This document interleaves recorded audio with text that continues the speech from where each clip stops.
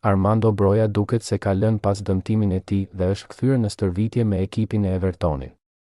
Sulmuesi i kombëtares shqiptare është stërvitur ditën e sotme rregullisht me pjesën tjetër të grupit. Kjo ka bërë që për yllin Kuqezi të ketë shpresa për një rikthim më shpejt nga sa pritej.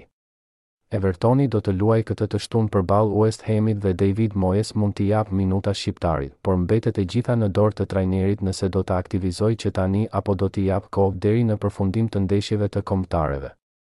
Ndërsa në rast se rikuperimi i plot i Brojës shkon mjaft mirë dhe në fundjavë rikthehet në fushë, atëherë mund të jetë pjesë e kombëtares shqiptare.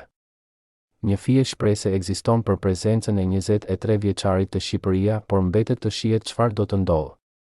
Kujtojmë se kombëtarja shqiptare do të luajë këtë muaj 2 ndeshjet e para për kualifikueset e botërorit 2026. Më 21 mars do të përballen me Anglinë në transfer, ndërsa 3 ditë më vonë presin Andorrën në Tiranë.